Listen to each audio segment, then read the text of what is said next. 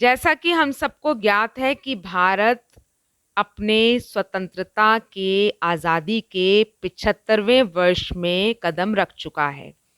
इसी के अंतर्गत unsung heroes of freedom struggle, वह आज़ादी के नायक, स्वतंत्रता संग्राम के गुमनाम नायक, जिनकी की कहानी अभी हमें नहीं पता है और जो गुमनाम रह गए, उनके विषय में, जो नायक और नायिकाएं हैं उनके विषय में हम लोग पढ़ेंगे।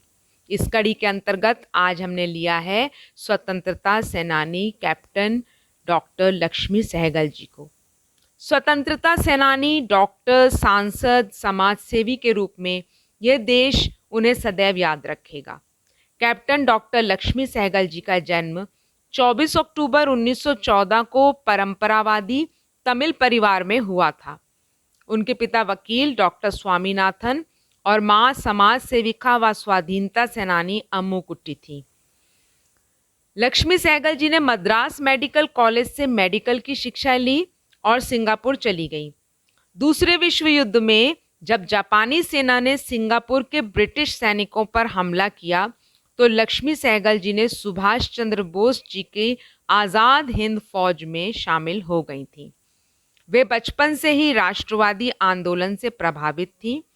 जब महात्मा गांधी जी ने विदेशी वस्तुओं के बहिष्कार का आंदोलन छेड़ा था तो कैप्टन लक्ष्मी सहगल ने उसमें बढ़ चढ़कर हिस्सा लिया था। 1943 में अस्थाई आज़ाद हिंद सरकार की कैबिनेट में पहली महिला सदस्य बनी और आज़ाद हिंद फौज की रानी झांसी रेजिमेंट में लक्ष्मी सहगल जी बहुत सक्रिय रही। बाद में उन्हें कर्नल का ओहदा दिया गया, लेकिन लोग उन्हें कैप्टन लक्ष्मी जी के नाम से ही याद रखते हैं। आज़ाद हिंद फौज की हार के बाद ब्रिटिश सेनाओं ने स्वतंत्रता सैनिकों को पकड़ा, उसमें कैप्टन लक्ष्मी सहगल भी थी। बाद में उन्हें रिहा कर दिया गया। लक्ष्मी सहगल ने 1947 में कर्नल प्रेम कुमार सहगल से विवाह किया और कानपुर में आकर बस गईं। यहाँ पर भी वे वंचितों की सेवा में लग गईं। भारत विभाजन का उन्होंने हमेशा विरोध किया और अमीरों और गरीबों के बीच में जो बढ़ती हुई खाई थी उसका भी वो हमेशा विरोध करती रहीं।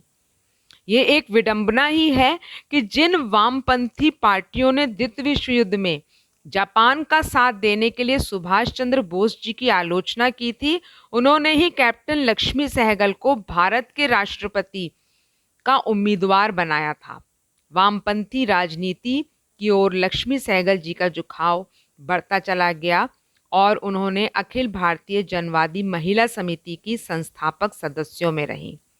भारत सरकार ने उन्हें 1998 में पद्म विभूषण से सम्मानित किया। 23 जुलाई 2012 में 98 साल की उम्र में लक्ष्मी सहगल जी का निधन हो गया।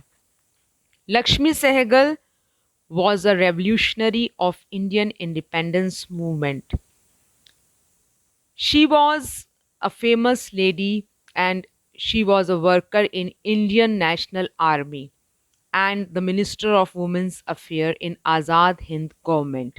In 1998, Sehgal was awarded the Padma Vibhushan by Indian President K.R. Narayanan. तो ऐसे आज़ादी के नायक व नायिकाएं जिनके विषय में अभी भी हम लोग वो गुमनाम हैं और हम लोग अपरिचित हैं। हम लाए हैं तूफान से किश्ती निकाल के, इस देश को रखना मेरे बच्चों संभाल के।